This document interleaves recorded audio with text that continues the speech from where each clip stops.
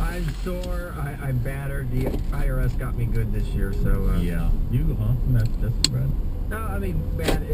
Relatively speaking, I mean, I'm sure that's a lot of people that Well, pay it much more. relatively doesn't matter in taxes. It's all you. How was it for you? Good or bad? For me, it was bad. Relative to my bank account, it was devastating. Yeah. And that's the end of the year final thumb in the eye. Every 2 weeks, whenever you get paid, take a highlighter and highlight how much tax you paid. Look at it, contemplate it, think about what you could have done with it. Then think about how much of it is squandered on crap that never does anybody any good or just lines the pockets of bureaucrats. I've been saying this for years. The quickest way to actually make a change would be if we got this law passed. At the end of the year, for tax day, you had to write a phony check for the total amount of taxes that you paid, so that everybody would see it. This is how much they've withheld. This is how much you paid all year long, added together along with whatever else you're going to pay, and then you have to write out the number by hand and sign it and put it in. That would change things overnight, because the average doofus doesn't have... It's driven me crazy since I was 19 and stupid. When people say, I got $200 back this year. 200 of your own dollars back? How much did you pay in all year long? I'll bet the majority of the people in the country paying taxes, well, fill out taxes. The majority don't even pay taxes. But the majority of people who have anything to do with the taxes, all they do is look at, did I get a little back, or did I pay in a little at the end, as whether or not taxes are good or not. Which is just a moronic way to approach it, but that's the way people do it. Very quickly, true or false, do the vast majority of people manage to pay their credit card bill every month? Yeah, sure. Yeah. How about their housing payment, their rent? Yeah, the vast majority do. We need to have the government bill you every month, and you need to write a check to the government. Do away with withholding. They just tell you how much you have to pay every month. Right. And write that That would check. change too. Well, you'd have tax reform overnight. The fact that we don't do that is all the proof you will ever need that they don't work for us, we work for them. Sure, it's on purpose so that most people don't catch on to how much taxes they pay. There's Positive Sean, whose smile lights up the room. How are you, Sean? Doing very well. Shout out to a couple of standout American ladies yesterday in the Boston Marathon, and American women won it for the first time since 1985. America! So what's going on there? We had an American win one of our other big marathons for the first time ever. Are the Kenyans slowing down, or are we speeding up? This one, the weather seemed to be very much of a factor. If it's below 110, the Kenyans can't run. We've been piping Xanax into the Kenyan water supplies. The Ethiopians, too, trying to slow them down a little, mellow them out a little. But I could run today, but If it's 85 degrees, the Kenyans are shivering and can't run. But Desiree Linden, the winner, she's an Olympian distance runner. She's in the realm of the possibilities for winning. But the second place winner was a nurse by the name of Sarah Sellers. This was her second marathon that she's ever run. Really? She has no sponsorships. She was a collegiate long distance athlete, but she had no, so her only other marathon was to qualify for this. She signed up for this because her brother was doing it.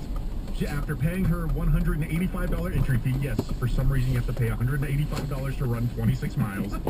She leaves with $75,000 in prize money, finishing second. She had no idea that she was in second. She was trying to figure out where she placed when she finished. Didn't she notice all the chicks were behind her except for one?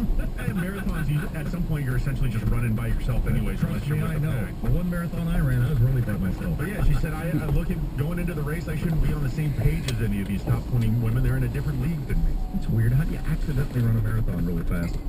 There's Marshall Phillips, who does our news every day. How are you, Marshall? Well, this morning, coming into work, I met a man totally unconcerned about taxes owed or taxes paid.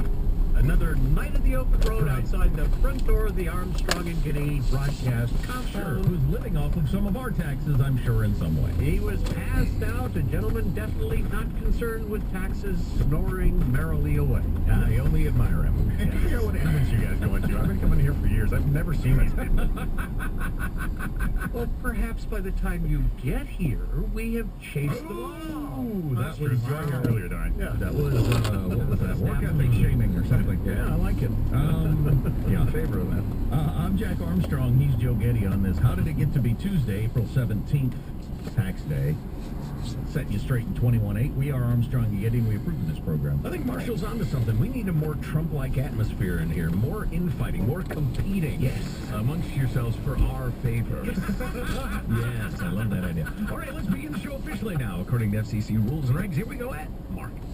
He is radioactive. Anyone that had any contact with this man in the last 20 years should be very concerned about what secrets of theirs are within these documents. There you go, Stormy's lawyer. And I heard from someone who was in the courtroom yesterday that it has become such a circus, and it's all about Stormy.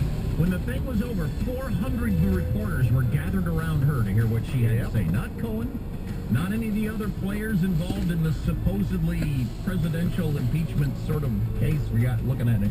It was all about Stormy. Everybody wanted to get to Stormy. And it was the 5th show I took in coverage on. I counted 5th. That mentioned for the first time there was actually no reason for her to be there. Right, oh right, yeah. It was a publicity Right. Oh, sure, stunt. right, sure. The first 4, I guess it just hadn't occurred to me. What the hell? Media, you suck! You suck! What are other headlines, Marshall? Actually, Joe, it was a promo for an upcoming event today. Oh, Yeah, gotcha. but Cohen, Hannity, and Stormy, oh my, quite a day in court.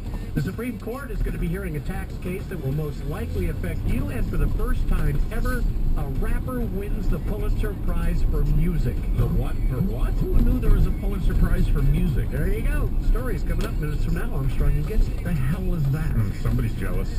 I didn't know there was such a thing, and I've been following the Pulitzer Prize closely for my whole life. There's a music? You could win the Pulitzer Prize for jazz piano? What does that even mean? Yeah. I guess. How's Mailbag look? Oh, it's fine. It'll win awards for listener cleverness. Some fine phrases turned.